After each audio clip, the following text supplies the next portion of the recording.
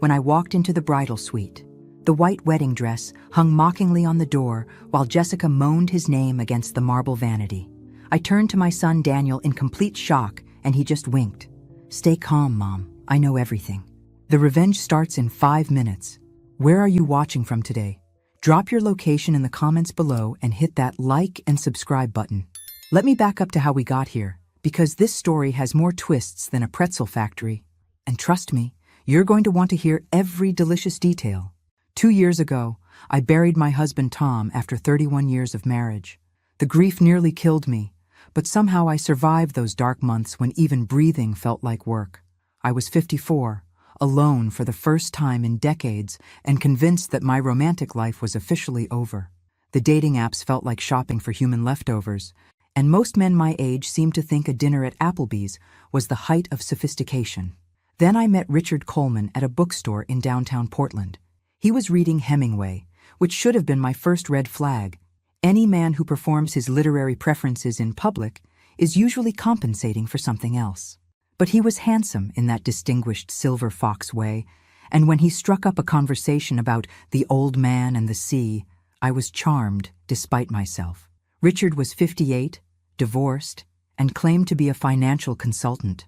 He drove a BMW, wore expensive suits, and had the kind of easy confidence that comes from never being told no. Our first date was at a wine bar where he ordered a bottle that cost more than my monthly cable bill. I was impressed, which was exactly what he was counting on. 3 months we dated. 3 months of fancy dinners, weekend trips to the coast, and me actually believing I'd found love again. He was attentive, romantic, and seemed genuinely interested in my life. He asked about my work as a paralegal, remembered details about my friends, and even brought flowers to Tom's grave when I took him there. The only weird thing was how interested he seemed in my finances. Not obviously gold digger interested, but he had a way of casually asking about Tom's life insurance, my retirement accounts, whether the house was paid off. I figured he was just being practical. We weren't getting any younger after all, and if things got serious, we'd need to know about each other's situations.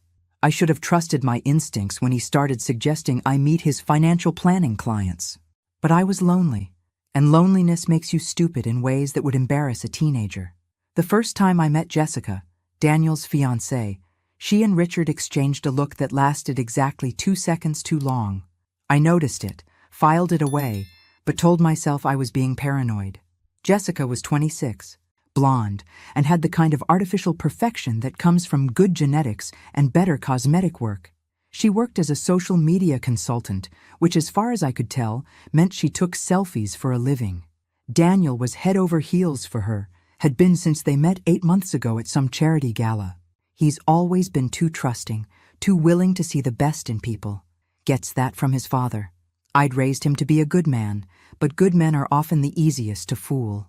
The wedding was planned for November 15th at the Riverfront Manor, one of those venues that charges $5,000 just for the privilege of getting married near some imported Italian marble. Daniel insisted on paying for everything himself. He'd done well in software development. But the guest list kept growing as Jessica remembered distant relatives and college friends who simply had to be there. 2 weeks before the wedding, Richard started acting strange. He was distracted, checked his phone constantly, and kept finding excuses to drive by the wedding venue. When I asked him about it, he claimed he wanted everything to be perfect for our special day, which was sweet, except it wasn't our special day. It was Daniel's. Then came the bachelor party weekend. Richard volunteered to help organize it, which struck me as odd since he'd only met Daniel a handful of times. But Daniel was grateful for the help, and I was touched that my boyfriend wanted to bond with my son.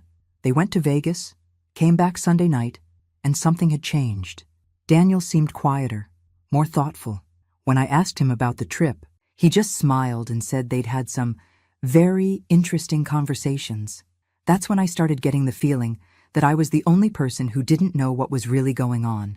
You know that feeling when everyone stops talking as soon as you walk into a room? It was like that, except it was my own life. The morning of the wedding, I woke up with a knot in my stomach that had nothing to do with nerves.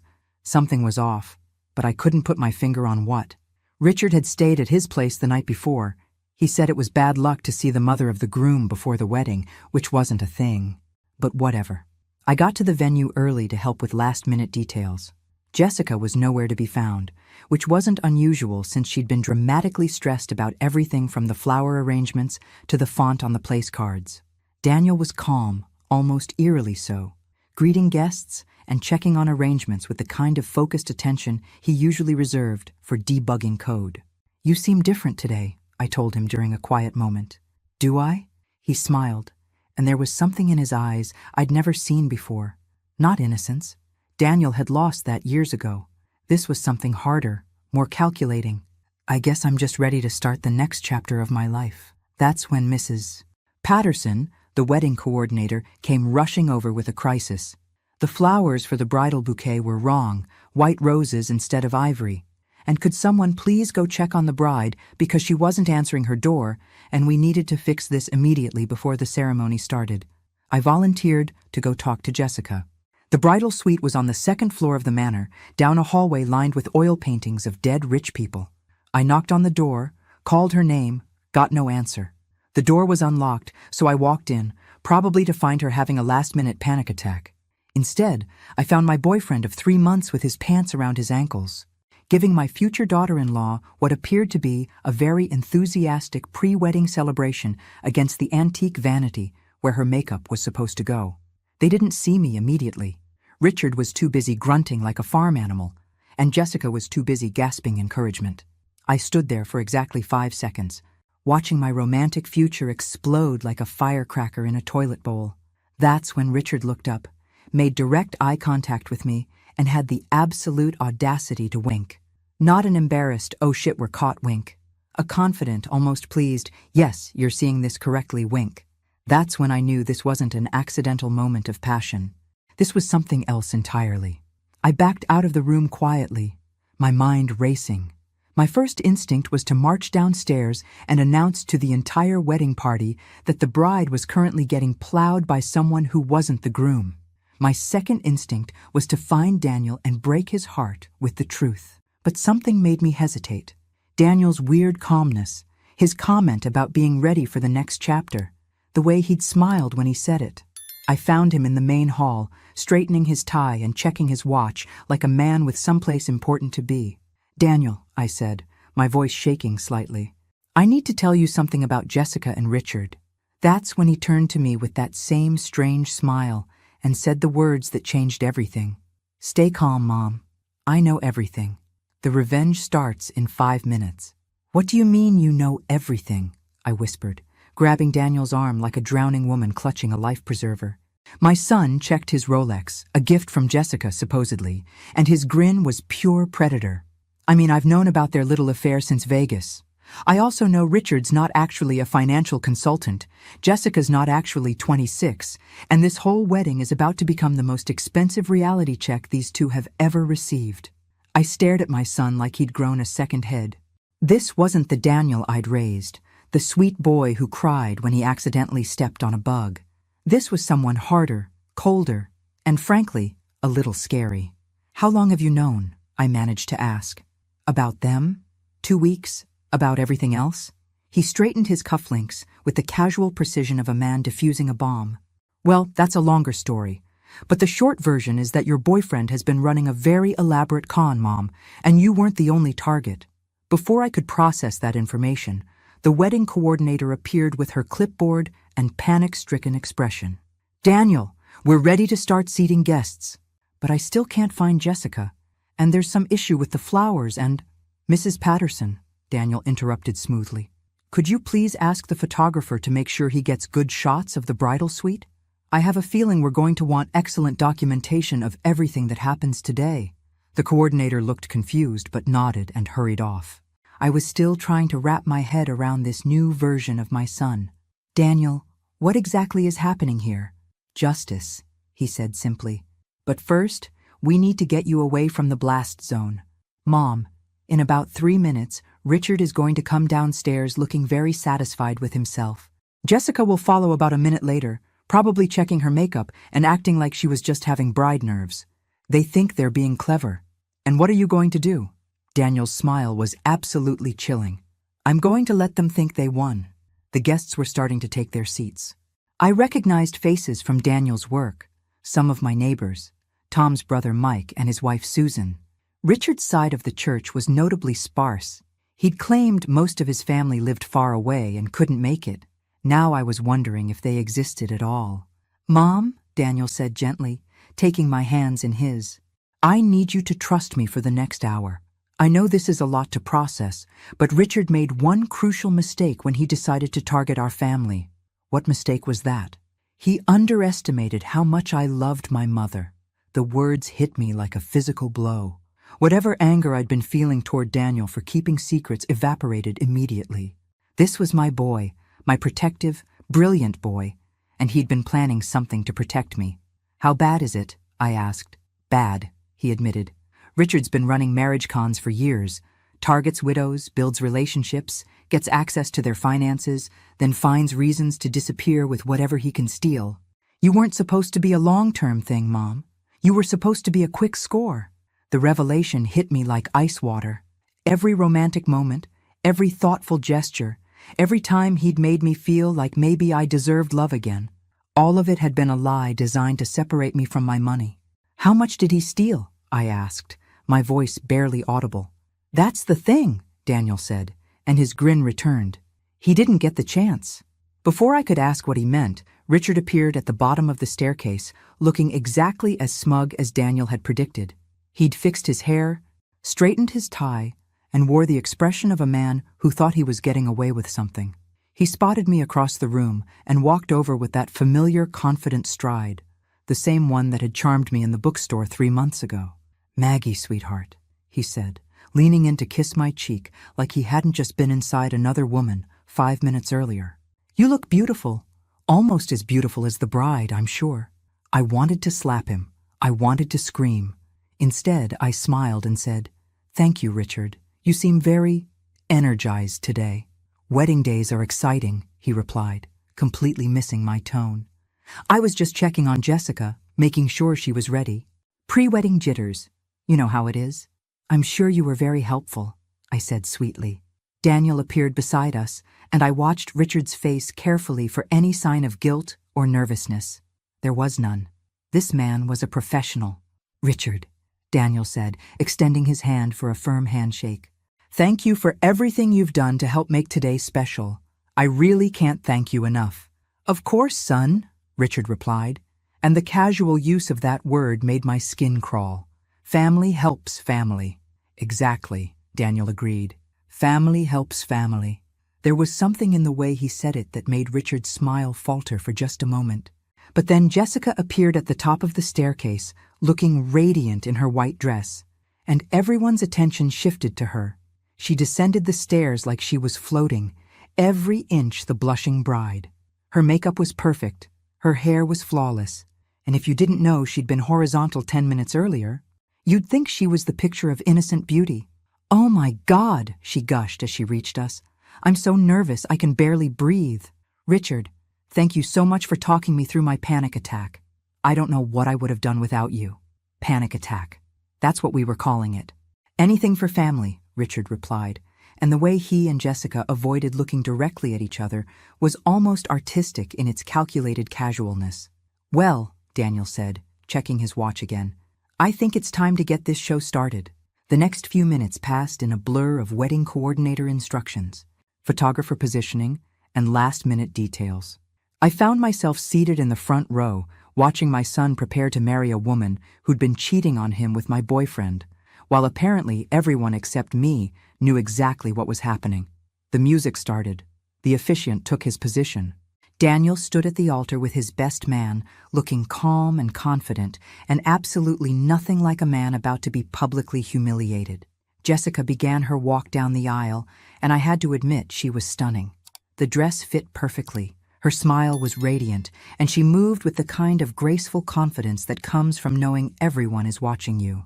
But as she got closer to the altar, I noticed something strange. Daniel wasn't looking at his bride with love or nervous excitement.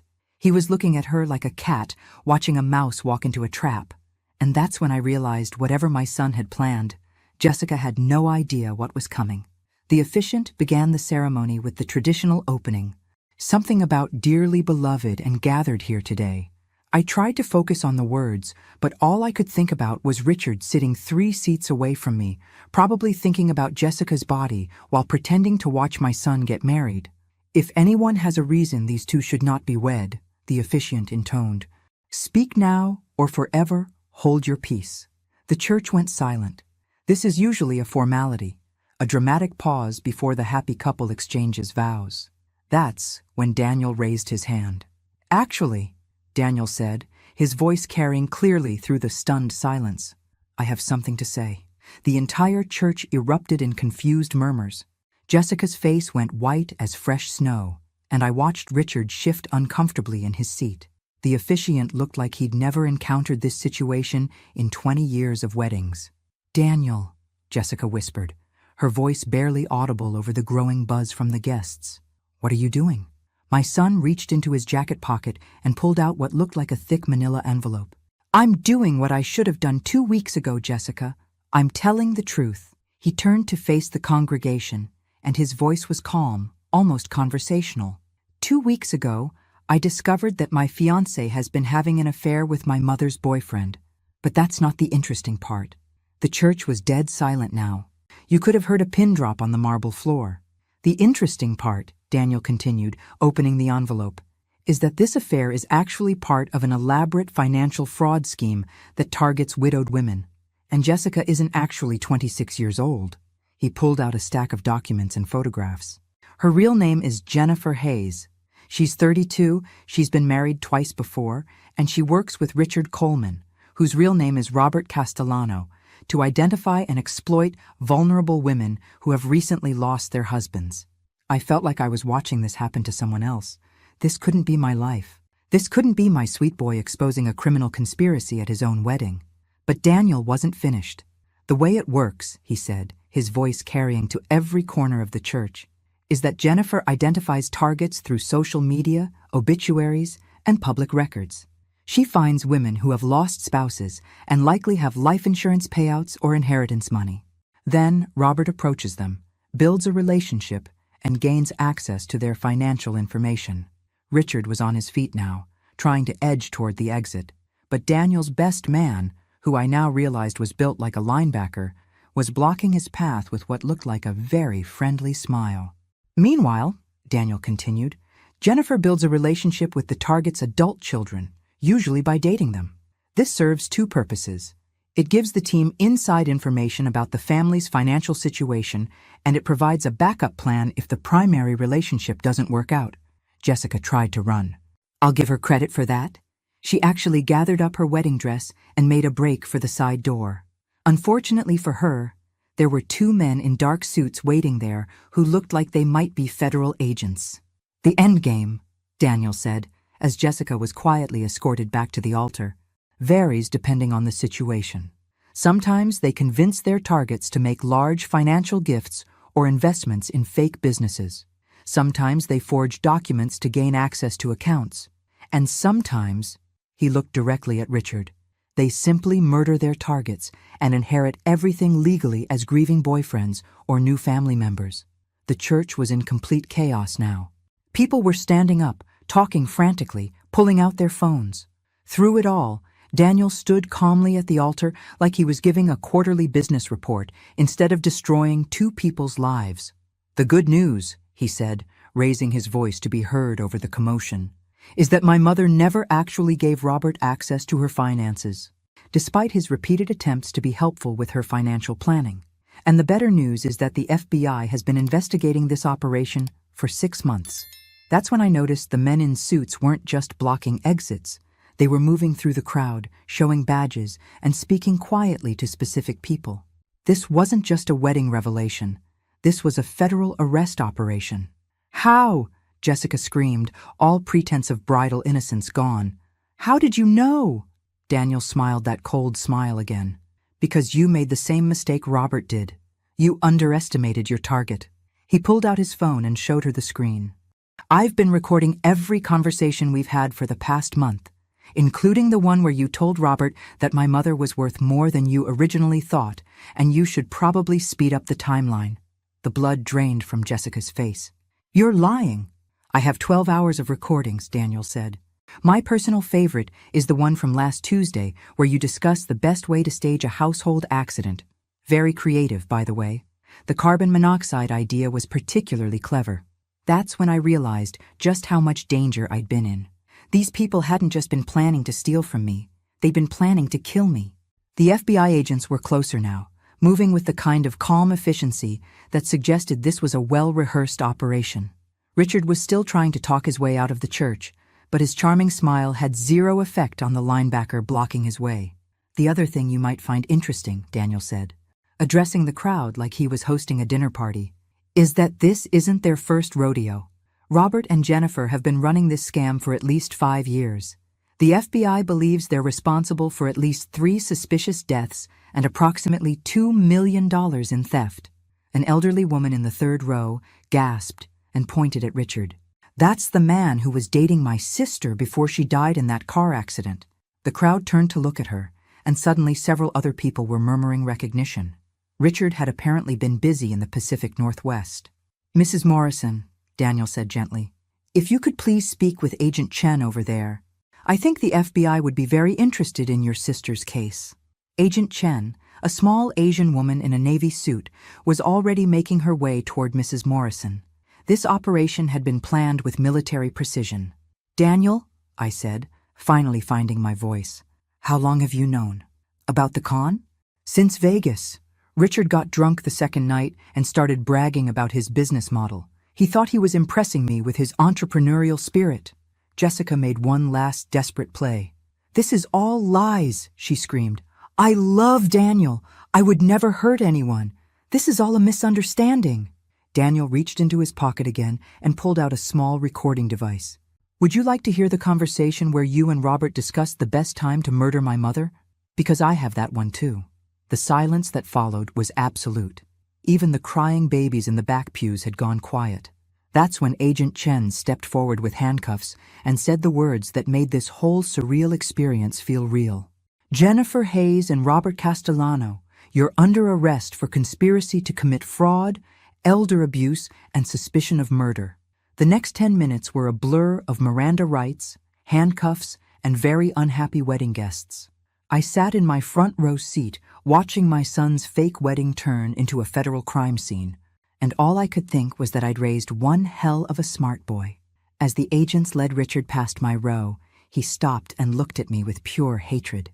"You stupid bitch," he hissed. "You have no idea what you've cost me." "Actually," I replied, surprising myself with how steady my voice was, "I think I cost you about 25 to life. And for the record, the sex wasn't that good anyway." Agent Chen overheard that exchange and smiled as she guided Richard toward the exit. "Ma'am, we're going to need you to come in for a statement, but I want you to know that your son probably saved your life today." As the church slowly emptied and the fake bride and groom were driven away in federal vehicles, Daniel came over and sat beside me in the front pew. "I'm sorry, Mom," he said quietly. "I'm sorry I couldn't tell you sooner, and I'm sorry you had to find out this way."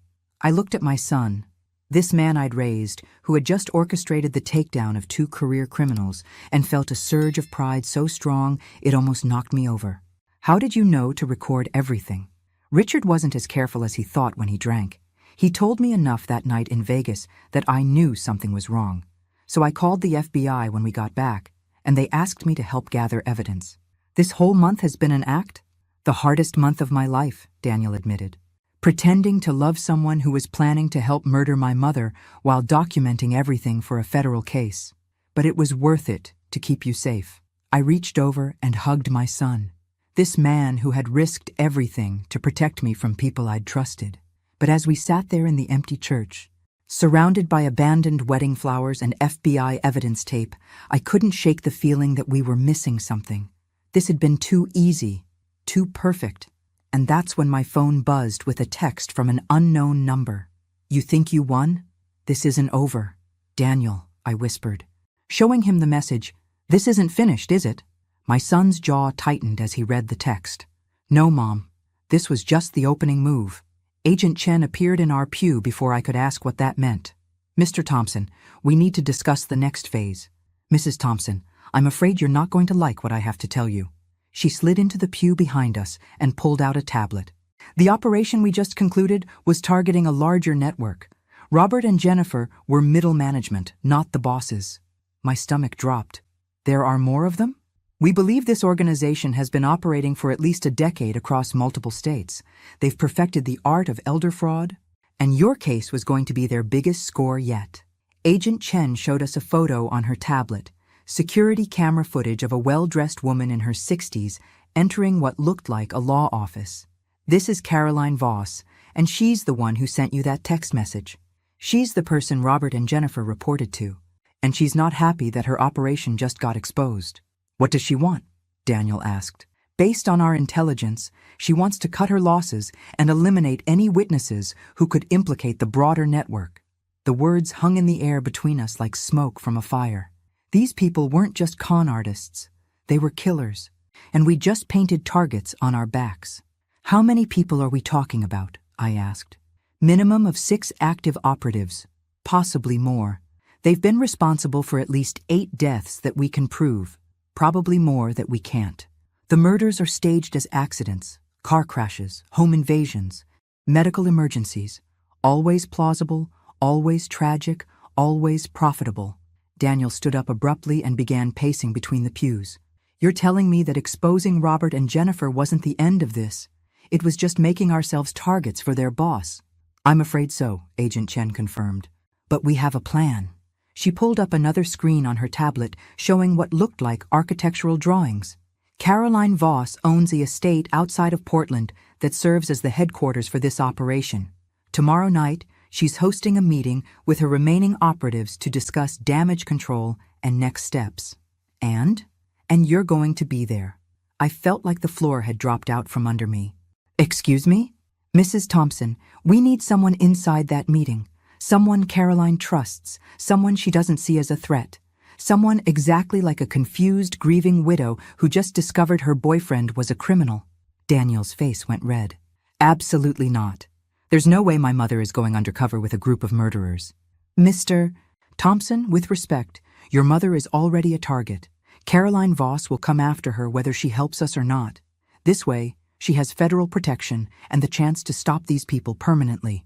Agent Chen turned to me with the kind of direct eye contact that suggested she was about to ask me to do something incredibly dangerous. Mrs. Thompson, Caroline has already reached out through intermediaries. She wants to meet with you tomorrow night to apologize for Robert's behavior and make sure you understand there are no hard feelings. That's obviously a trap, Daniel said immediately. Of course it's a trap, Agent Chen agreed. But it's also an opportunity. Caroline needs to know how much you know and whether you're a threat to the rest of her operation. If she thinks you're just a confused victim who got lucky, she might let her guard down. I looked around the empty church, still decorated with flowers for a wedding that never happened, and tried to process the fact that my quiet life as a paralegal had somehow turned into an episode of Criminal Minds. What exactly would I have to do?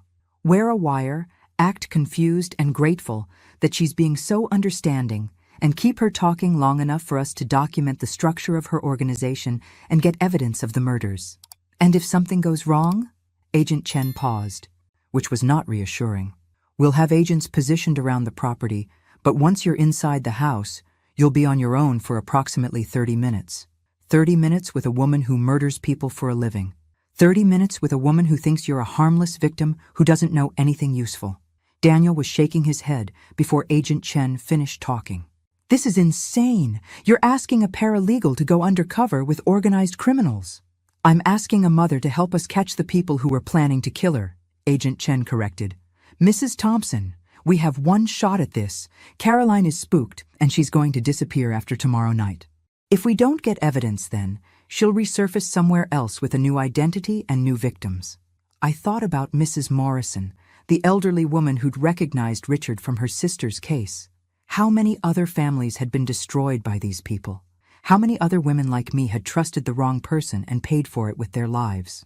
What happens if I say no? Then Caroline Voss disappears. Her network stays operational, and you spend the rest of your life looking over your shoulder, waiting for them to decide you're too much of a liability to live. The church had grown dark while we talked. The afternoon sun had set, and the only light came from the stained glass windows reflecting streetlights from outside. In a few hours, this had gone from my son's wedding day to a federal operation, and now I was being asked to risk my life to stop killers. "Mom," Daniel said quietly, "you don't have to do this. We can go into witness protection, change our names, start over somewhere else, and let these people kill other women like me. That's not your responsibility." I looked at my son, this brave man who had risked everything to protect me, and realized that maybe it was time for me to be brave too.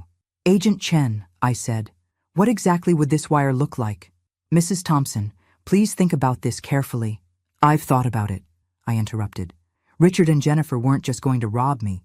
They were going to kill me and make it look like an accident.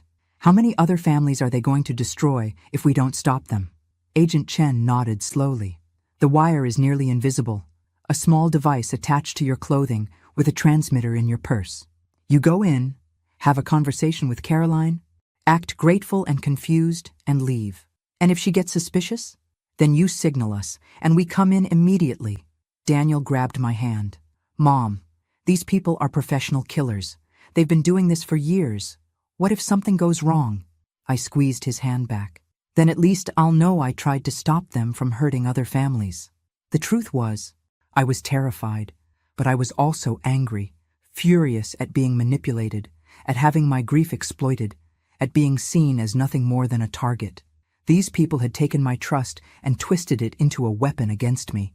"Agent Chen," I said, "I'll do it. But I want to know everything about this woman before I walk into her house." "Absolutely. We'll spend tomorrow preparing you, going over every detail of her operation, every person who might be there, every possible scenario." As we prepared to leave the church, Daniel pulled me aside. "Mom, are you sure about this? Really sure?" I looked around at the remnants of his fake wedding, thought about the months of lies I'd believed, the trust I'd given to people who were planning my death.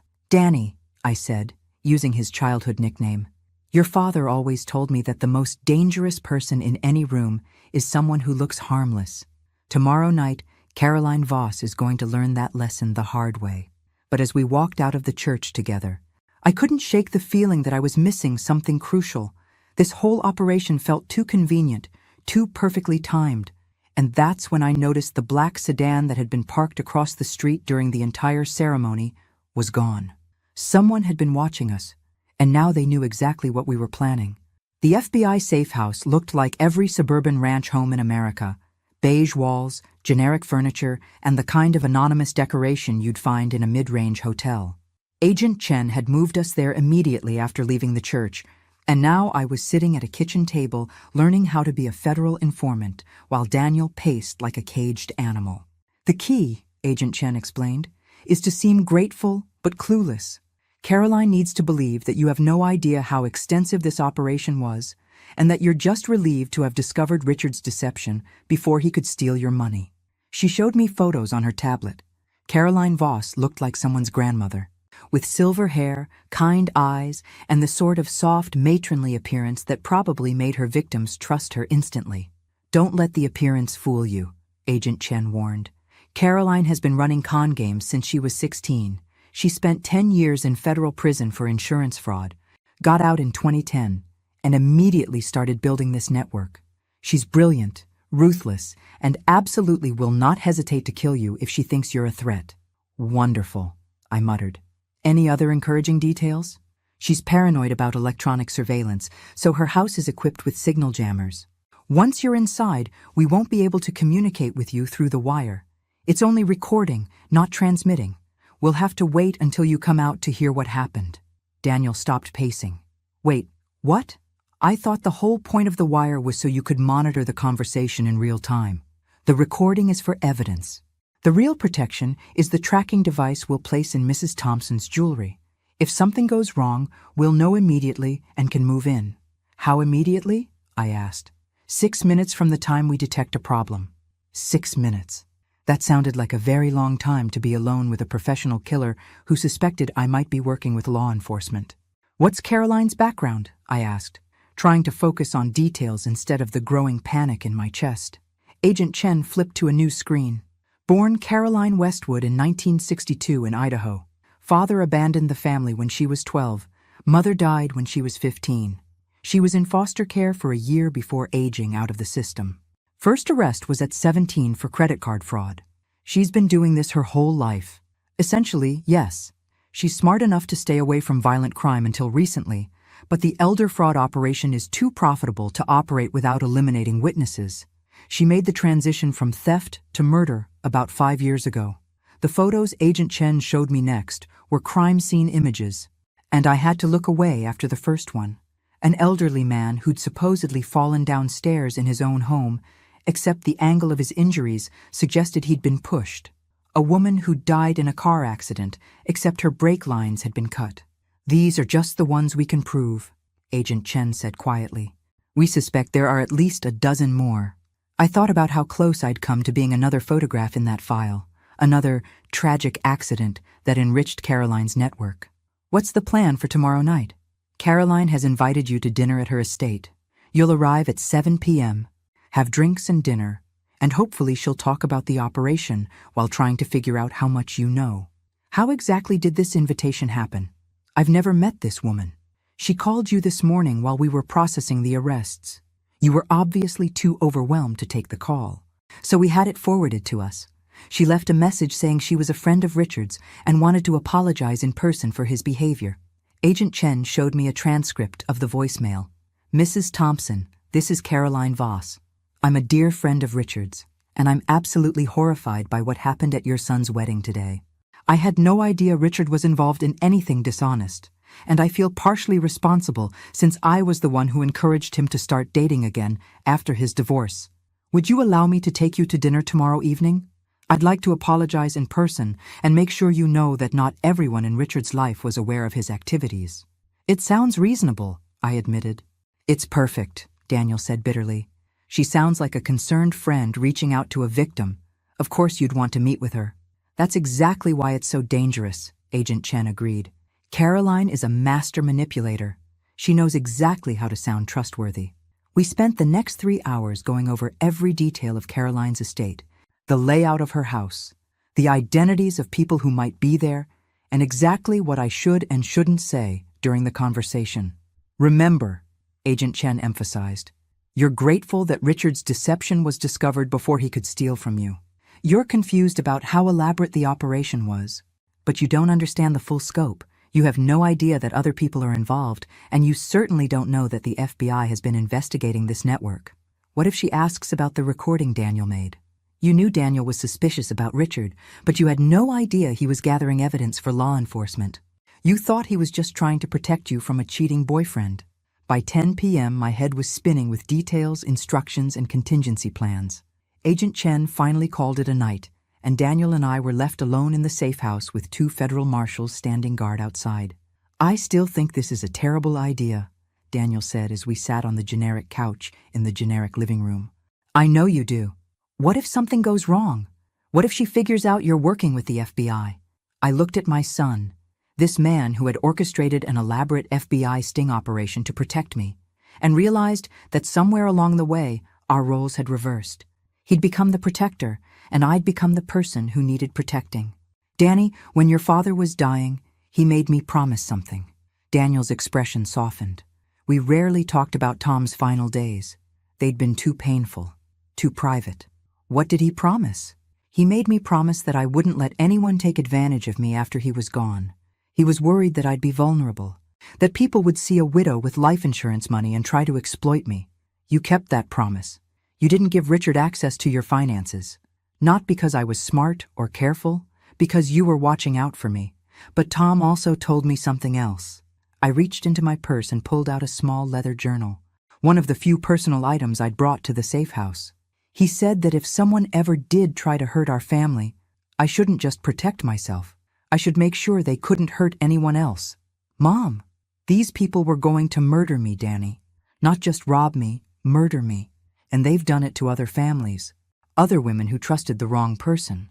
I opened Tom's journal to a page near the back, where he'd written about his final conversation with Daniel about protecting me.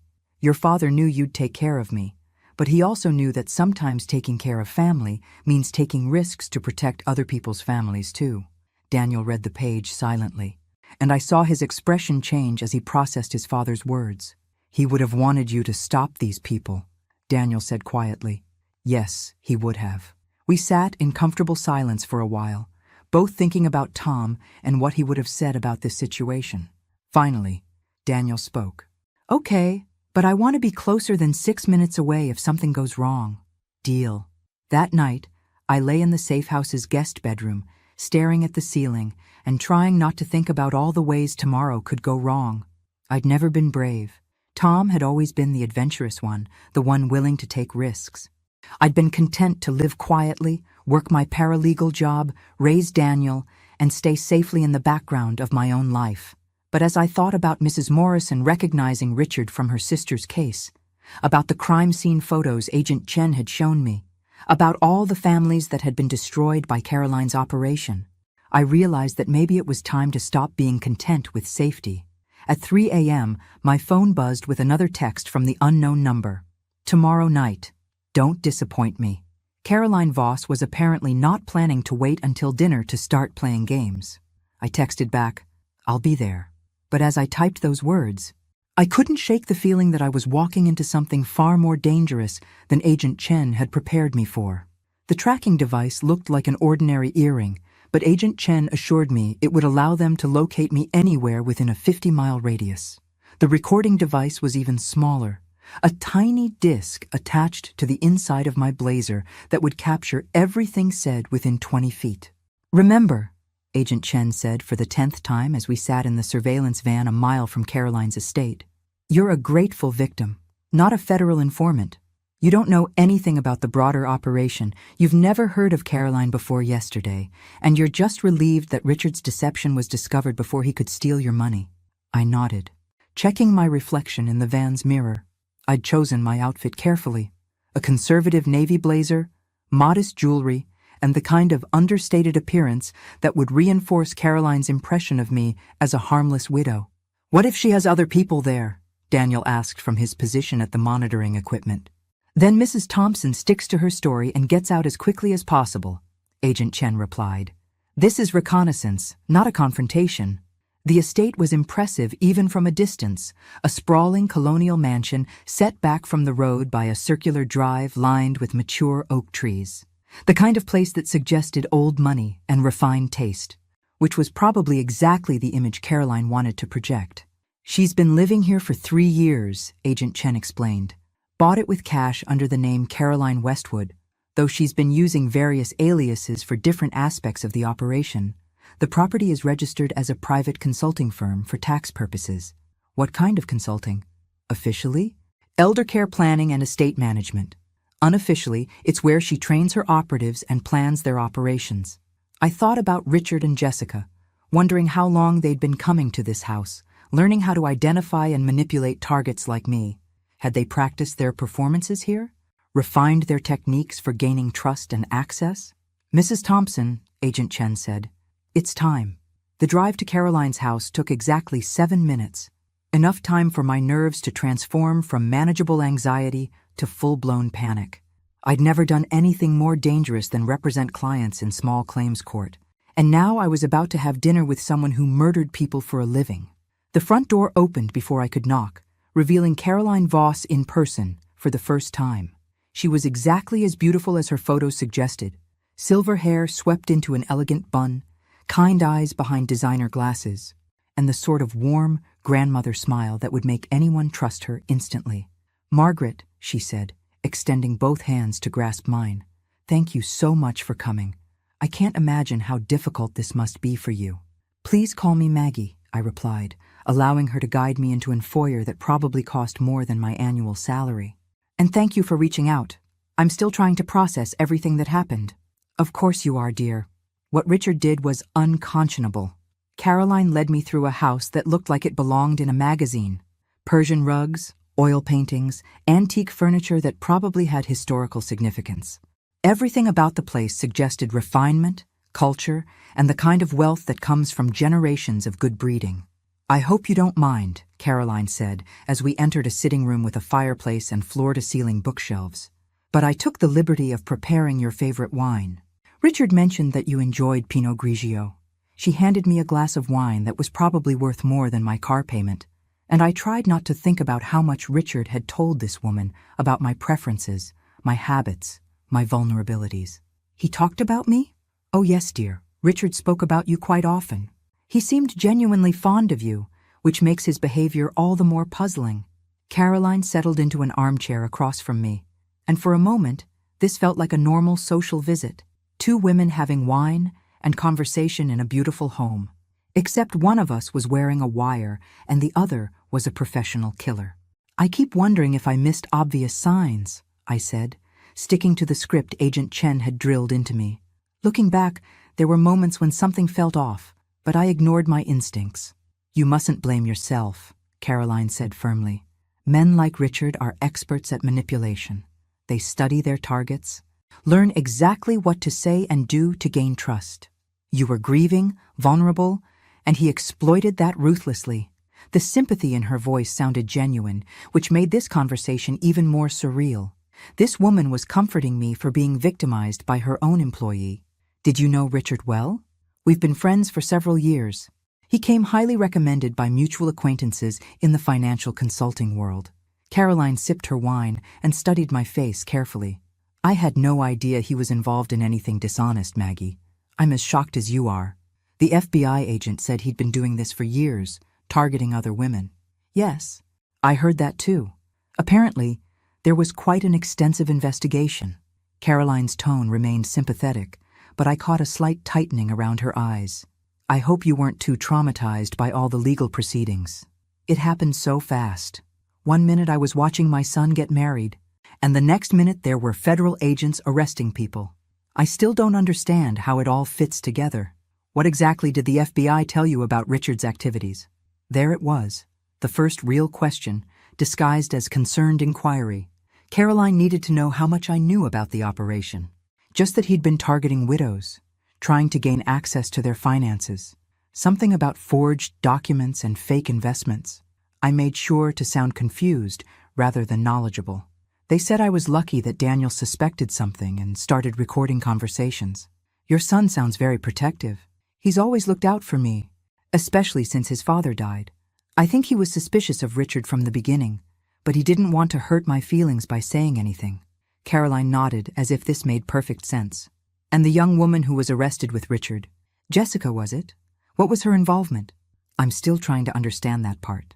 Apparently, she was working with Richard somehow, but the FBI didn't give me many details. They said something about her targeting my son as part of the same scheme. How terrible for your family. To have your son's engagement turn out to be part of an elaborate fraud. I can't imagine. We talked for another 20 minutes about the trauma of discovering that people I'd trusted had been lying to me, about the difficulty of rebuilding trust after such a betrayal, about the importance of being cautious about new relationships. Caroline was the perfect sympathetic listener, asking just the right questions, offering just the right amount of comfort. And the whole time, I could feel her evaluating me, measuring my responses, trying to determine whether I was a threat to whatever remained of her operation.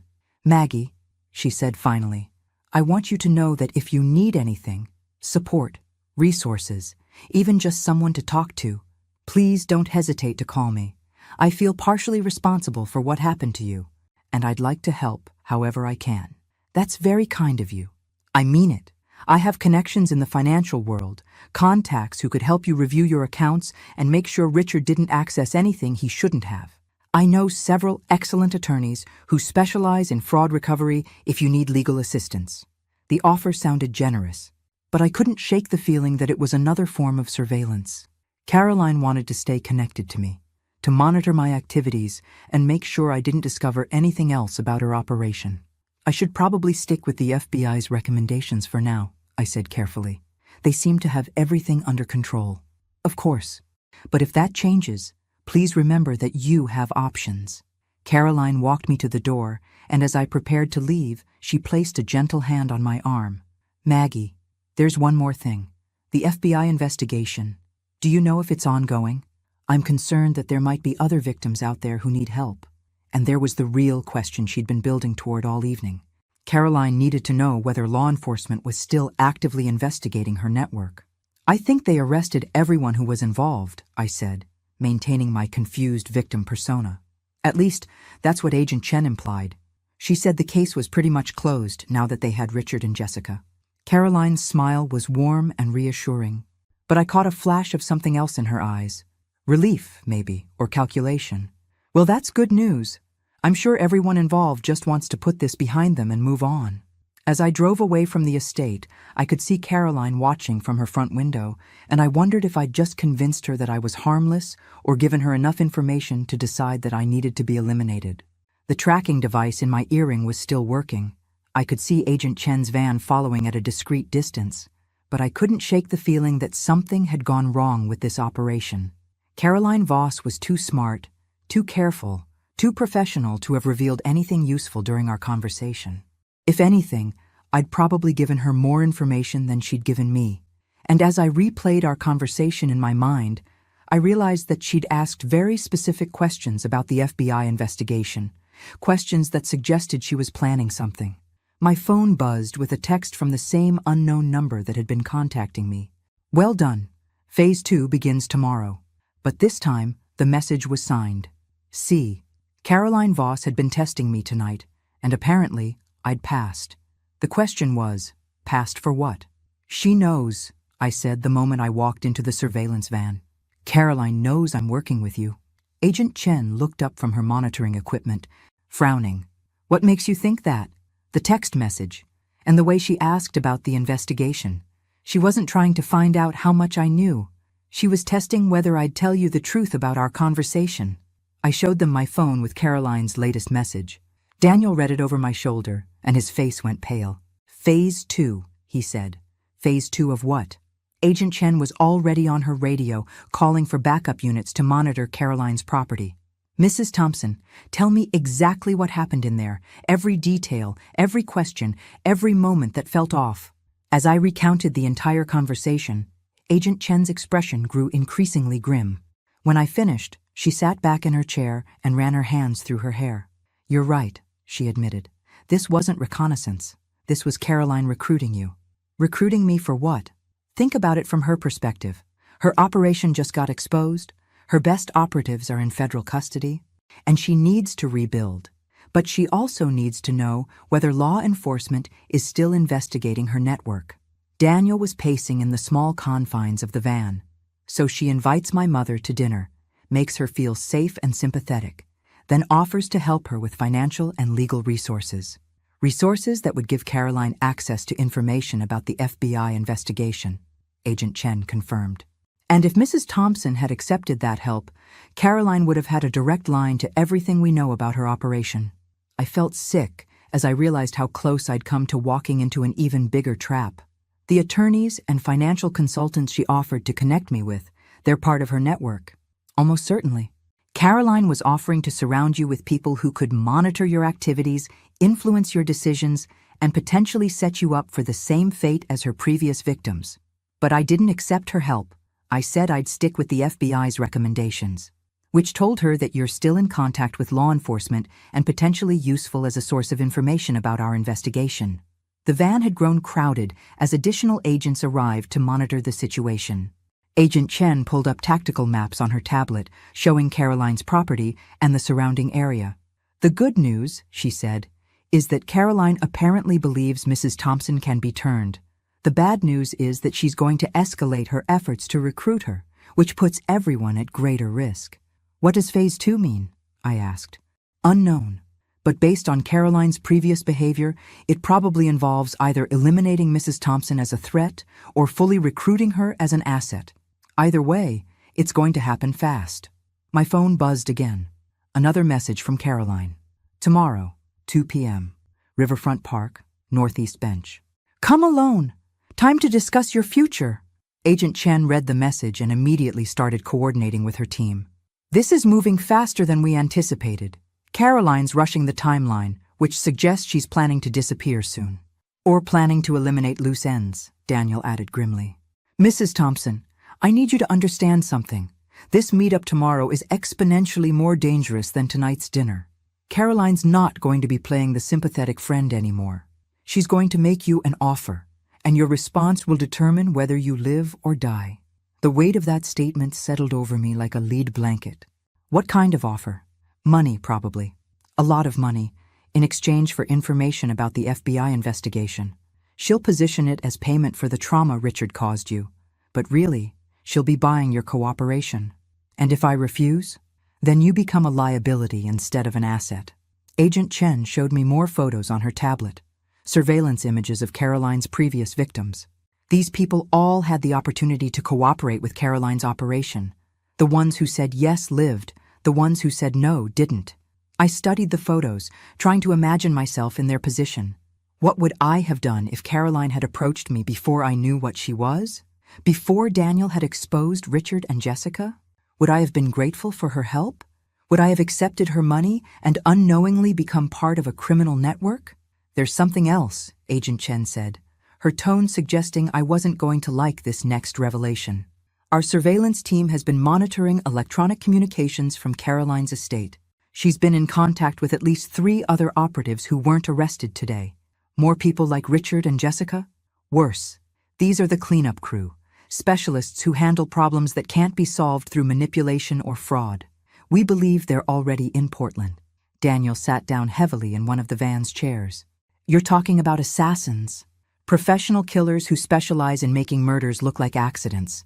Caroline has used them before, when victims became too suspicious or law enforcement got too close.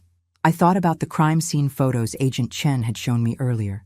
The elderly man who'd supposedly fallen downstairs. The woman whose brake lines had been cut. These hadn't been spur-of-the-moment crimes. They'd been carefully planned and executed by experts. So tomorrow, when I meet with Caroline, these people will be watching. Almost certainly. If Caroline decides you can't be recruited, they'll be ready to implement a permanent solution. The van was silent, except for the crackling of radio communications as agents coordinated surveillance positions around the city. I realized that this operation had grown far beyond a simple sting to catch con artists. We were now dealing with what amounted to an organized crime syndicate that had been operating for years. Agent Chen, I said finally, what are my real options here? Option 1. We cancel tomorrow's meeting. Put you in witness protection and hope Caroline's network eventually makes a mistake that allows us to locate and arrest them. What's option 2? You meet with Caroline tomorrow, we record whatever offer she makes and hope we can use that evidence to build a case against the broader network. And option 3? Agent Chen hesitated. Option 3 is that you appear to accept Caroline's offer and work as a double agent to gather evidence from inside her operation. The suggestion hung in the air between us like a toxic cloud. Daniel immediately started shaking his head. Absolutely not. That's not an option. Mr. Thompson, your mother may be our only chance to stop these people. Caroline's network has been operating for years, and without inside access, we may never get enough evidence to shut them down permanently. You're asking her to become a criminal, to take money from murderers and pretend to cooperate with their operation. I'm asking her to help us save other families from going through what yours just experienced. I thought about Mrs. Morrison, recognizing Richard from her sister's case, about the crime scene photos of Caroline's victims, about all the families who had trusted the wrong people and paid for that trust with their lives. If I accepted Caroline's offer tomorrow, how long would I have to maintain the deception? Unknown. Weeks, possibly months. Long enough to document the network structure, identify the other operatives, and gather evidence of their crimes. During which time, I'd be surrounded by people who would kill me without hesitation if they suspected I was working with law enforcement. Yes, Daniel stood up abruptly. This is insane. You're asking my mother to risk her life for an investigation that should be handled by professional undercover agents. Mr. Thompson, Caroline specifically requested to meet with your mother. She won't trust anyone else, and she's too paranoid to allow strangers into her inner circle. Mrs. Thompson is our only way in. I looked at my son, this man who had already risked so much to protect me, and realized that maybe it was time for me to risk something to protect other people's families. Agent Chen, if I agree to do this, what kind of support would I have? 24-hour surveillance, emergency extraction procedures, and direct communication access whenever you're not actively with Caroline's people. And if something goes wrong, then we come in immediately, regardless of the consequences for the broader investigation. I thought about Tom, about the promise I'd made to him not to let anyone take advantage of me. But I also thought about his other promise, that if someone tried to hurt our family, I shouldn't just protect myself. I should make sure they couldn't hurt anyone else. "I'll do it," I said quietly. Daniel's face went white. "Mom, please." "I'll do it," I repeated, louder this time. "But I want Daniel involved in every aspect of the surveillance and communication. If I'm going to risk my life, I want my son watching my back." Agent Chen nodded slowly. "That can be arranged." As we spent the rest of the night planning tomorrow's meeting and my potential infiltration of Caroline's network, I couldn't shake the feeling that we were missing something crucial about this operation. Caroline Voss was too smart to trust a stranger this quickly, too careful to reveal her network to someone she'd just met, which meant either she was getting desperate or she knew something about me that I didn't know about myself. And at 3 a.m., as we finalized the details of tomorrow's meeting, I realized what had been bothering me about this entire situation. Caroline hadn't just known about my wine preferences because Richard told her. She'd known things about me that Richard would never have learned in 3 months of dating, which meant she'd been watching me long before Richard ever approached me in that bookstore. The revelation hit me like cold water in the face.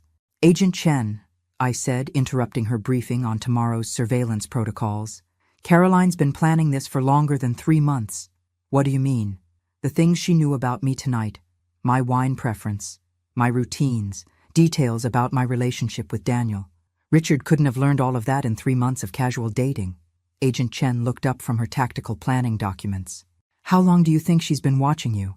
"I think she's been watching me since Tom died." The van went silent except for the low hum of electronic equipment. Agent Chen pulled up a new screen on her tablet, showing a timeline of my husband's death and the investigation that followed. "Mrs. Thompson, your husband died of a heart attack 2 years ago. Are you suggesting that Caroline's network has been planning to target you for that long?" I thought back to those early months of grief, when I'd been too overwhelmed to pay attention to anything beyond basic survival. Had there been signs that I'd missed? People who'd seemed too helpful, too interested in my situation? "Tom's funeral," I said suddenly. There were people there I didn't recognize, people who claimed to be business associates or distant relatives. I was too grief-stricken to question it, but now, Daniel was scrolling through his phone, looking for something. "Mom, remember that woman who kept calling you after the funeral? The one who said she was from Dad's insurance company?" "Elizabeth Martinez," I said, the memory coming back clearly. "She called for weeks, asking about paperwork, policy details, whether I needed help managing the payout." Agent Chen was typing rapidly on her tablet. "We need to pull records of everyone who contacted you after your husband's death. If Caroline's network has been planning this for 2 years, there will be a trail. It would explain why Richard seemed to know so much about me when we met," I realized. Our conversation in the bookstore felt natural, but he knew exactly what books I liked, exactly what would appeal to me, because Caroline had been having you watched and profiled for months before Richard ever approached you, Daniel said grimly. Agent Chen's radio crackled with a communication from the surveillance team monitoring Caroline's estate. "Control, this is Unit 7. We have multiple vehicles arriving at the target location. At least 6 individuals, possibly more. Copy that, Unit 7. Maintain visual surveillance." Agent Chen looked at me with concern. "Caroline's assembling her team. Whatever she's planning for tomorrow, it's bigger than just a recruitment meeting." My phone buzzed with another message. "Bring your son tomorrow. We need to discuss the future of your entire family." The words made my blood run cold. Caroline wasn't just targeting me anymore. She was threatening Daniel. "That's it," Daniel said, reading the message over my shoulder. "I'm not letting you meet with her." "Daniel." "No." "Mom, she just threatened me to manipulate you. That's exactly what a predator does when their initial approach isn't working." Agent Chen was coordinating with her team, adjusting surveillance positions and calling for additional backup. "Mrs. Thompson, this changes everything. Caroline's escalating much faster than we anticipated." "What does that mean?" "It means she's either desperate or confident enough in her position to take bigger risks. Either way, it makes tomorrow exponentially more dangerous." I looked around the van at all the federal agents, surveillance equipment, and tactical planning documents, and realized that I'd somehow become the center of a major law enforcement operation. 3 days ago, my biggest worry was whether to start dating again. Now I was being asked to infiltrate a criminal organization that had been planning my death for 2 years. Agent Chen, I need to know something.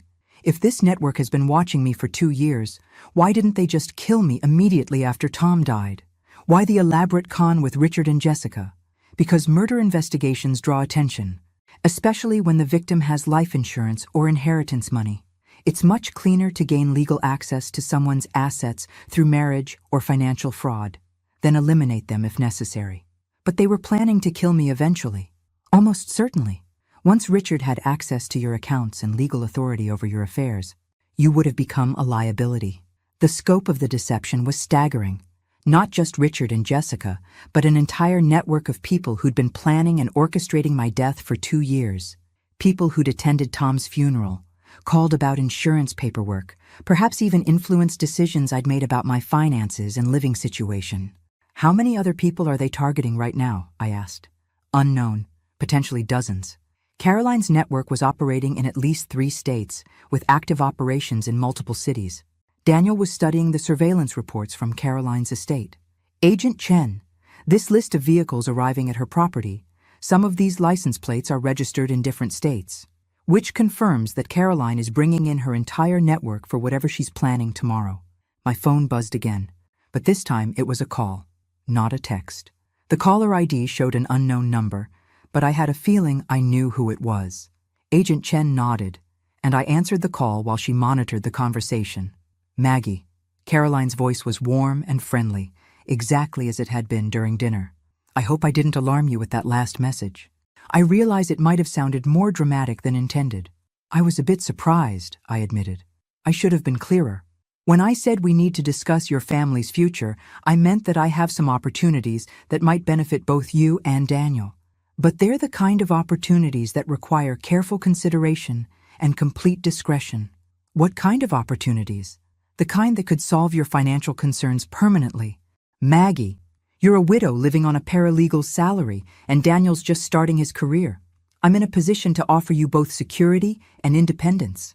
Caroline was making her pitch, and Agent Chen was recording every word. That sounds too good to be true, I said carefully. I understand your skepticism, especially after what Richard did. But I'm not asking you to trust me blindly. I'm asking you to listen to a business proposition that could change your life. What would this proposition involve? Information, Maggie. You have access to details about the FBI investigation that would be valuable to people who want to avoid similar problems in the future. I'm prepared to pay very well for that information. There it was, Caroline's offer. Money in exchange for betraying the FBI investigation. How well? $2 million, transferred immediately to accounts of your choosing, plus ongoing compensation for future cooperation. The amount was staggering. $2 million for information that could help Caroline's network avoid prosecution and continue targeting other families. Caroline, I need to think about this. Of course you do. But Maggie, I want you to understand something important. This offer has an expiration date. After tomorrow's meeting, the opportunity disappears permanently. The threat was subtle but clear. Accept Caroline's offer or face the consequences. I'll see you tomorrow at 2 o'clock, I said. Wonderful. And Maggie? Bring Daniel. I think he'll find my proposal very educational. After I hung up, the van was silent for a long moment. Agent Chen was reviewing the recording, making notes about Caroline's exact words and the implications of her offer. $2 million, Daniel said finally. She's serious about this. Caroline Voss doesn't make casual offers, Agent Chen confirmed. She's investing serious money because she believes Mrs. Thompson can deliver valuable information. Information that would help her network avoid prosecution and continue killing people. Exactly. I thought about the number Caroline had mentioned. $2 million. More money than I'd ever imagined having. Enough to completely change my life and Daniel's future. For a moment, I could see the appeal. Take the money, disappear, start over somewhere safe and comfortable. But then I thought about Mrs. Morrison, still grieving her sister's suspicious death, about the families in those crime scene photos, about all the future victims who would die if Caroline's network continued operating. Agent Chen, I said, what happens if I appear to accept Caroline's offer tomorrow? Then you become our inside source for one of the most sophisticated elder fraud operations we've ever encountered, and you help us save lives. And if something goes wrong? Then we extract you immediately and hope we've gathered enough evidence to prosecute the people we can identify. Daniel grabbed my hand. Mom, whatever you decide, I support you. But I want you to know that we don't need Caroline's money. We'll be fine without it. I squeezed his hand back. I know we will, sweetheart. But other families won't be fine if we don't stop these people. As Agent Chen coordinated with her team for tomorrow's operation, I realized that I'd already made my decision. Caroline Voss had been planning my death for 2 years, had attended my husband's funeral while calculating how to profit from my grief. Tomorrow, at Riverfront Park, I was going to give her the performance of her life, and then I was going to help the FBI destroy her entire operation. Riverfront Park at 2 p.m. was crowded with joggers, families, and people enjoying the unusually warm November afternoon. I sat on the designated bench wearing a jacket with 3 different recording devices and trying to look like a nervous widow considering a criminal proposition instead of a federal informant about to take down a murder conspiracy. Daniel was positioned 50 yards away at a hot dog cart, close enough to intervene if necessary, but far enough to maintain the illusion that I'd come alone. Agent Chen and her team were scattered throughout the park, disguised as maintenance workers, joggers, and park visitors. Caroline arrived exactly on time, looking like someone's elegant grandmother out for an afternoon stroll. She wore a pale blue cardigan, comfortable walking shoes, and carried a small handbag that probably contained enough evidence to put her away for life. "Maggie," she said warmly, settling onto the bench beside me. "Thank you for coming. I know this must be difficult." "It's been a strange few days," I replied, sticking to the script we'd rehearsed. "I'm still trying to process everything that's happened." "Of course you are. Having your trust violated so completely would shake anyone's faith in their judgment." Caroline opened her handbag and pulled out what looked like a financial statement. "I want to show you something that might help put yesterday's conversation in perspective." The document she handed me was a portfolio summary showing assets worth over $15 million, all held in accounts under various names. This represents just a portion of the resources available to people who understand how to navigate complex financial situations. I don't understand. Maggie, the world is full of people who make money by providing information to those who need it.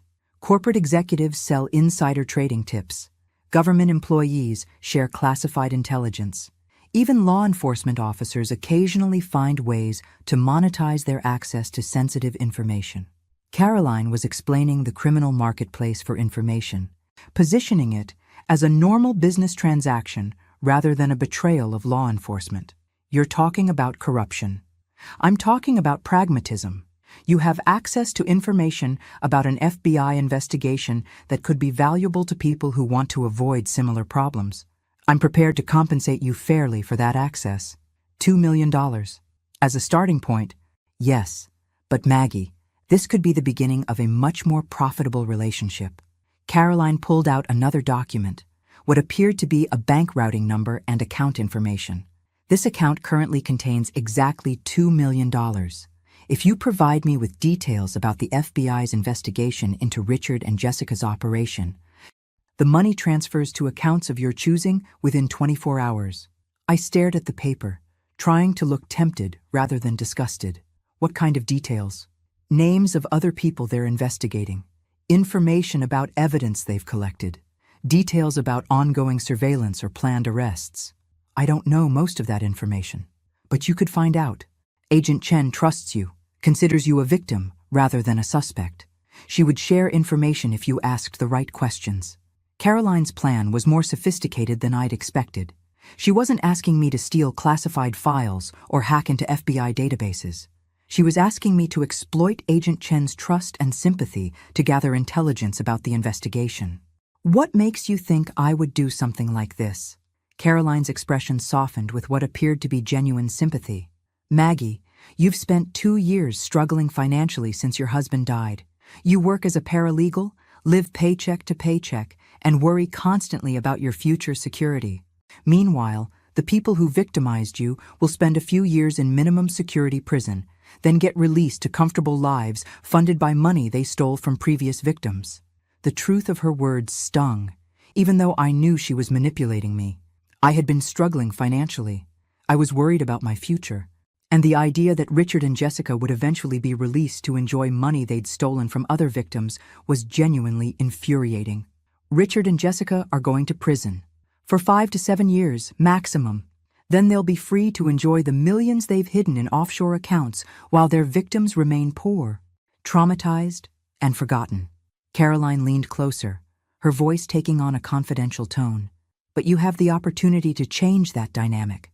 Take control of your situation, secure your future, and ensure that you're the one who profits rather than the one who suffers. By betraying the investigation, by protecting your own interests for once in your life. I looked around the park, seeing families enjoying the afternoon, children playing on swings, couples walking hand in hand, normal people living normal lives, unaware that they were surrounded by federal agents conducting a criminal takedown operation. Caroline, can I ask you something? Of course. How long have you been planning this? Her smile faltered slightly. Planning what? This conversation. This offer. How long have you been watching me? Caroline's expression became more careful. I'm not sure what you mean. I think you've been planning to target me since my husband died. I think Richard didn't meet me by accident in that bookstore. I think this entire operation has been in development for 2 years. For the first time since we'd met, Caroline looked genuinely surprised. She studied my face carefully, apparently reassessing her impression of me as a confused, harmless victim. That's a very perceptive observation, Maggie. It's not an observation. It's a fact. The question is whether you're going to admit it. Caroline sat back on the bench, and I could see her calculating whether to continue the pretense or acknowledge the truth. Finally, she smiled with what appeared to be genuine admiration. You're much smarter than we initially assessed. We? My organization has been tracking potential targets in the Pacific Northwest for several years. We identified you as a candidate shortly after your husband's death, but the timeline for approach was always intended to be longer. What changed? Your son. Daniel's suspicious nature and protective instincts made the operation more complicated than anticipated. We had to accelerate our timeline, which led to mistakes. Caroline was actually explaining their criminal methodology, apparently confident that I was either going to join their operation or die before I could report this conversation. So you've been watching me for 2 years. Gathering information, yes. Understanding your financial situation, your relationships, your vulnerabilities. We wanted to ensure that when we made our approach, it would be perfectly tailored to your specific circumstances. And if I hadn't met Richard in that bookstore, we had several other approaches planned. Financial advisors, attorneys, even a potential romantic connection through a church or community organization. Richard's approach was simply the most efficient. The casual way Caroline discussed orchestrating my manipulation was chilling. These people had spent 2 years studying my life, planning my exploitation, and preparing my eventual murder. Caroline, I need to know something else. What's that? How many people has your organization killed? The question hung between us like a challenge. Caroline's expression became completely neutral, and for a moment, I saw the professional killer underneath the grandmother facade. That's not information I share with potential business partners. Even potential business partners who are considering risking their lives to help you? Caroline considered this for a long moment. 17, she said finally, over the past 5 years, all of them people who became obstacles to our operations. 17 murders. 17 families destroyed by this woman's greed and ruthlessness. And if I refuse your offer, then you become obstacle number 18. The threat was delivered in the same warm, conversational tone Caroline had been using throughout our meeting. She could have been discussing the weather or complimenting my jacket. I looked across the park and saw Daniel at the hot dog cart, trying to look casual while obviously watching our conversation. Agent Chen was positioned near the playground, disguised as a jogger stretching before a run. Caroline, I said quietly, I accept your offer. Her smile was radiant. I was hoping you'd say that, but I have conditions. Of course you do. What are they? I want half the money transferred immediately as a good faith gesture. The other half comes after I provide the information you want. That's reasonable. I want protection for my son. Daniel doesn't know anything about this arrangement, and I want to keep it that way. Also reasonable. And I want to meet the other people in your organization. If I'm risking my life to help you, I want to know who I'm working with. Caroline's expression became more cautious. That's a more significant request. It's a non-negotiable condition. I'm not walking into this blindly. Caroline pulled out her phone and sent a quick text message. Within minutes, she received a response. "Very well," she said. "Tonight, 8 p.m., I'll send you an address. You'll meet the core team and we'll discuss the operational details of our arrangement." What should I expect? Professional people who take security very seriously. Don't bring any recording devices. Don't tell anyone where you're going. And be prepared to demonstrate your commitment to our mutual success. Caroline stood up from the bench, looking every inch the pleasant grandmother I'd first met. "Maggie, welcome to the most profitable organization you've never heard of." After she left, I sat on the bench for another 10 minutes, watching families enjoy the park and trying to process the fact that I'd just committed to infiltrating a criminal organization responsible for 17 murders. My phone buzzed with a text from Agent Chen. "Outstanding work. We got everything." But as I walked back toward the surveillance van, I couldn't shake the feeling that Caroline had gotten everything she wanted too. Tonight, I was going to meet the core of her murder conspiracy, and I still had no idea how I was going to survive it. The address Caroline sent was for a warehouse in an industrial district 20 minutes outside Portland. Agent Chen and her team spent 4 hours conducting surveillance and planning the operation, but we all knew this was the most dangerous part of the entire investigation. "Caroline's bringing you to meet her core team," Agent Chen explained, as technicians fitted me with the most sophisticated recording equipment the FBI had available. "These are people who have been killing for years, who trust no one, and who will be extremely suspicious of any new addition to their operation. What's the plan if something goes wrong?" We breached the building immediately. "But Mrs. Thompson, once you're inside that warehouse, you'll be surrounded by professional killers.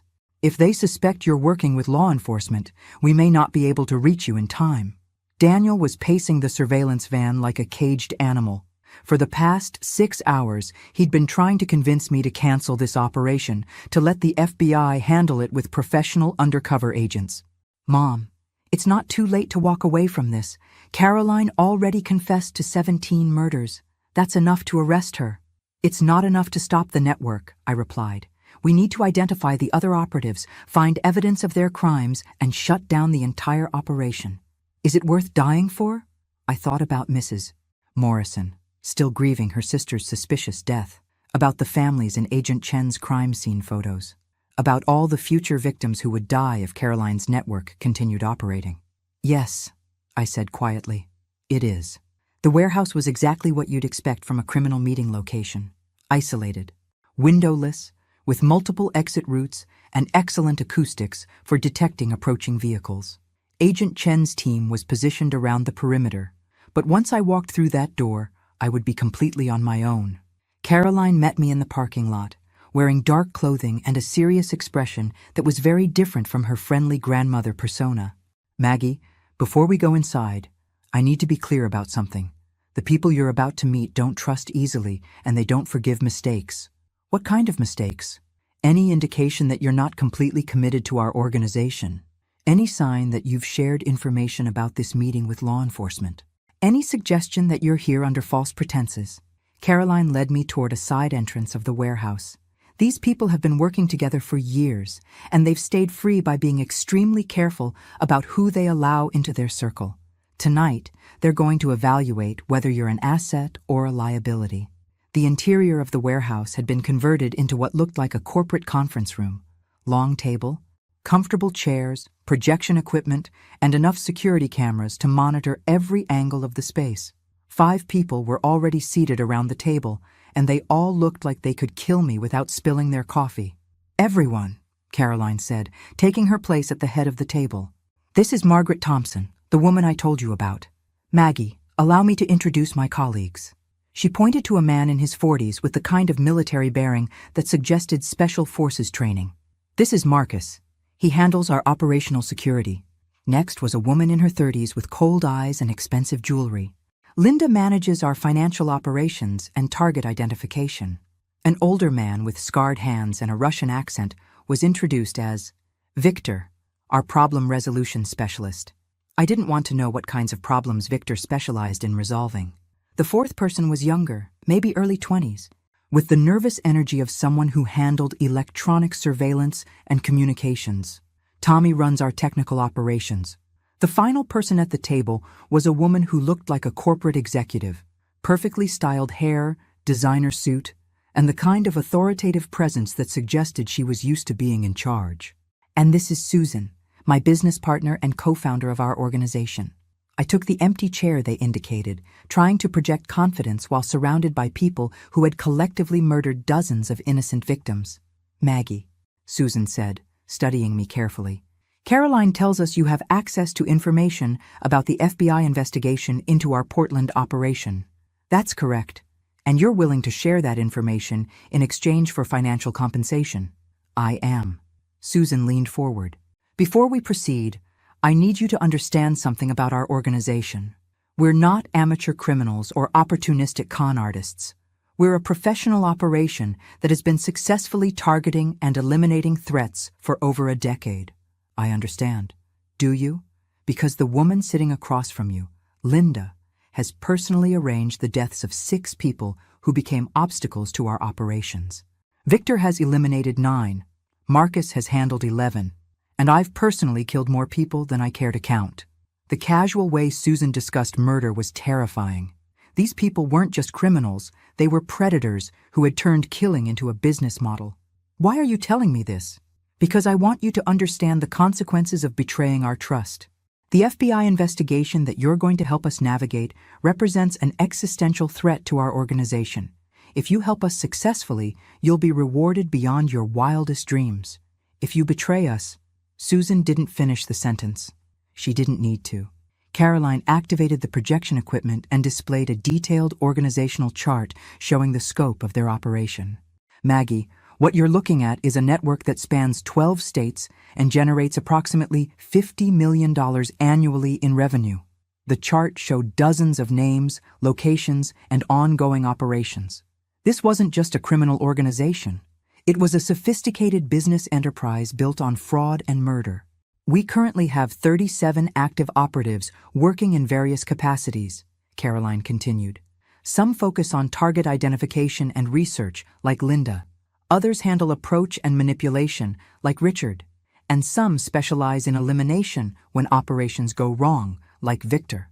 Victor smiled when Caroline mentioned his specialty, and I felt my blood run cold. The Portland operation was valuable to us, Susan explained, but it wasn't essential. We have similar operations running in Seattle, San Francisco, Denver, and Phoenix. However, the FBI investigation threatens all of our operations if it expands beyond the specific individuals they've already arrested. What do you need from me? Linda pulled out a tablet and showed me a list of questions. We need to know whether the FBI is planning additional arrests. We need identification of any undercover agents or informants who might be working within our network. And we need details about evidence they've collected that might implicate people other than Richard and Jessica. How am I supposed to get that information? Agent Chen trusts you, Caroline said. She sees you as a victim rather than a suspect. If you ask the right questions during your ongoing cooperation with their investigation, she'll share information. What if she gets suspicious? Then Victor handles the problem, Susan said matter-of-factly. I looked around the table at these 5 people who had built a criminal empire on the graves of innocent victims, and realized that I was looking at some of the most dangerous people in the country. I need to know something, I said carefully.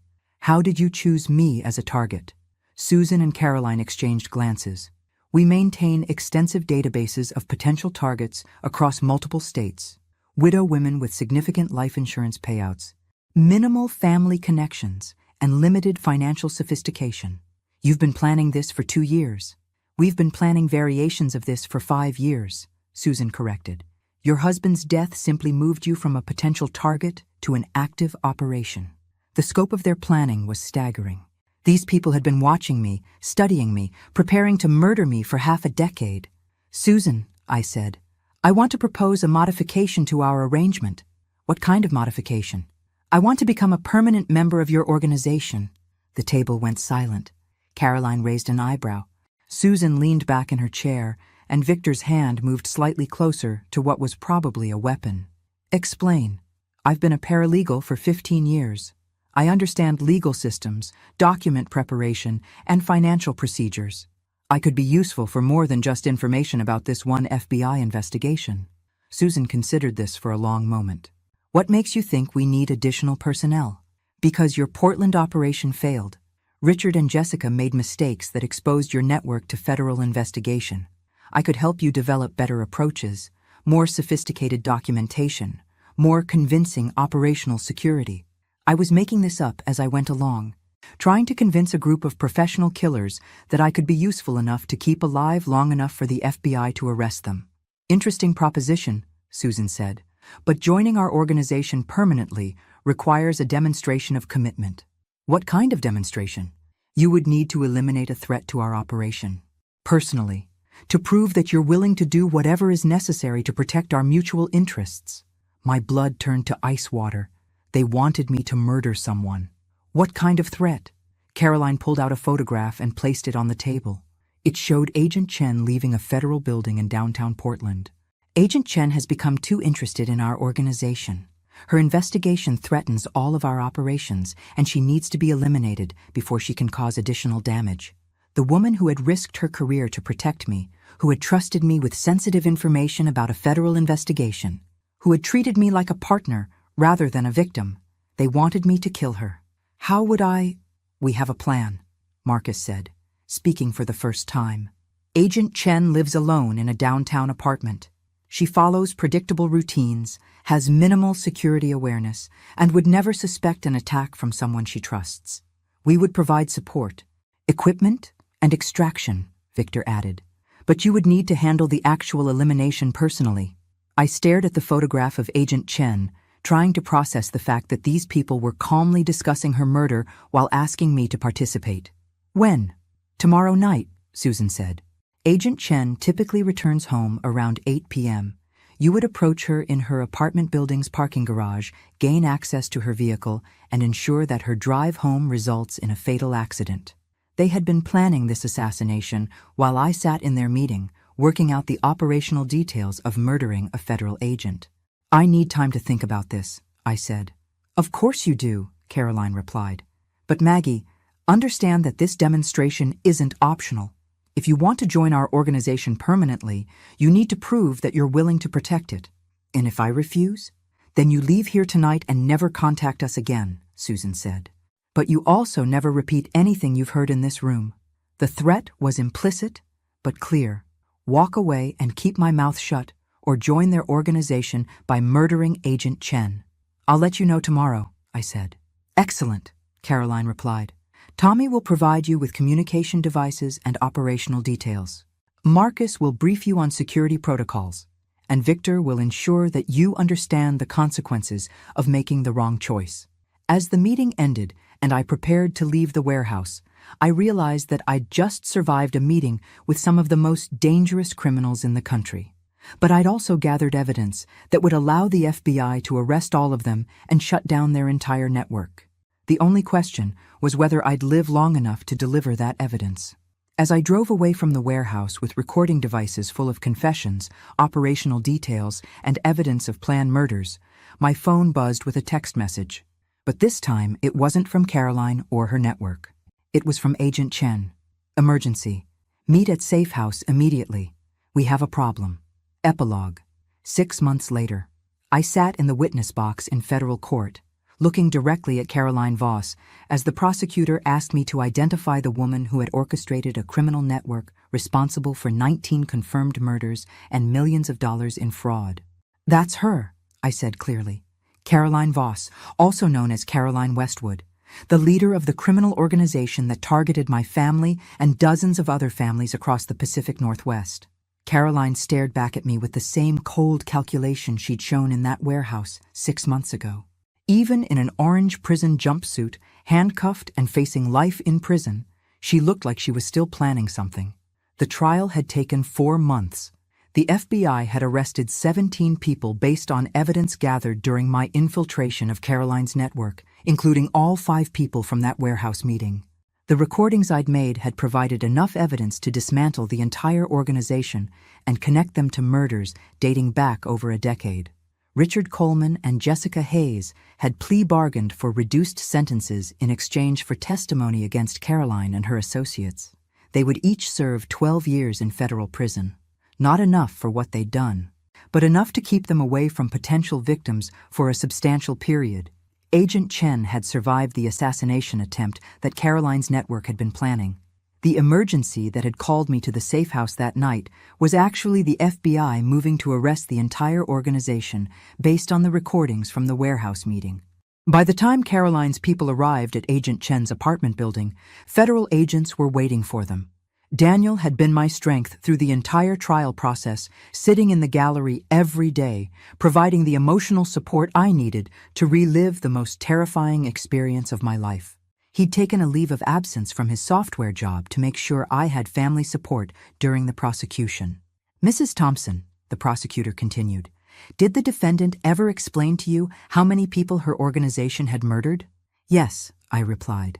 She told me they had killed 17 people over 5 years, and that I would become number 18 if I refused to cooperate with their operation. The defense attorney had tried to argue that I'd been acting as an agent provocateur, that my presence had somehow induced Caroline's network to commit crimes they wouldn't have otherwise committed. The jury hadn't bought it. When you have recordings of people casually discussing 17 murders and planning the 18th, it's hard to argue entrapment. Mrs. Morrison had been in the courtroom gallery every day of the trial. The investigation had finally provided evidence connecting Caroline's network to her sister's death, giving her family the closure they'd been seeking for 3 years.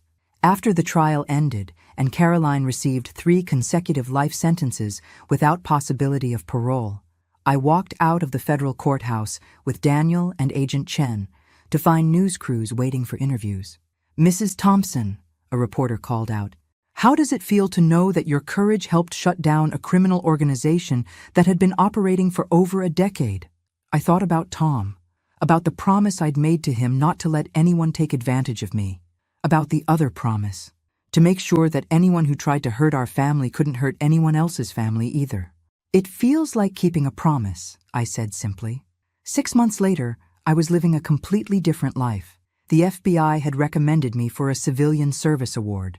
A true crime podcast had featured my story, leading to speaking requests from law enforcement organizations around the country. A literary agent had contacted me about writing a book. But the most important change was personal. I'd discovered that I was braver than I'd ever imagined, stronger than I'd ever known, and capable of protecting not just my own family, but other families as well. Daniel and I had grown closer through the experience, bonded by shared danger and the knowledge that we'd helped stop killers who had been operating for years.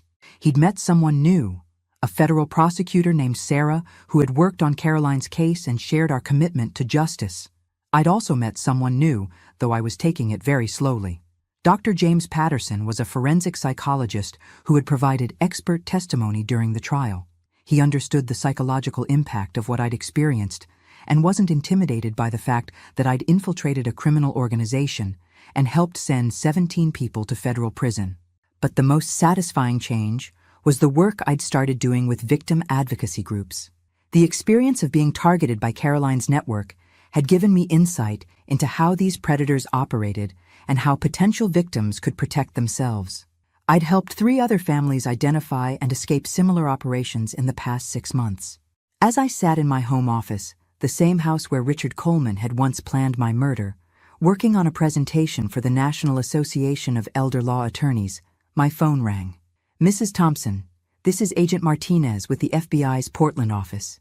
We have a situation that Agent Chen thought you might be able to help with. What kind of situation? We've identified what appears to be another criminal network operating in the Seattle area, using methods very similar to Caroline Voss's organization. We think they might be copycats, or possibly former associates who weren't arrested with the others. How can I help? We'd like you to consult on the investigation, help us understand their operational methodology, and identify potential approaches for gathering evidence. I thought about it for exactly 3 seconds. I'll be there tomorrow morning. Because the truth is, once you've stared down professional killers in a warehouse and lived to send them to prison, everything else feels manageable. And I'd made a promise, not just to Tom, but to myself and to all the families who deserve to be safe from predators like Caroline Voss. Some promises are too important to break, no matter how dangerous keeping them might be. As I hung up the phone and started planning my trip to Seattle, I realized that the quiet widow who had been so easily targeted by Richard Coleman was gone forever. In her place was someone who fought back, and I was just getting started. Thanks for listening. Don't forget to subscribe and feel free to share your story in the comments. Your voice matters.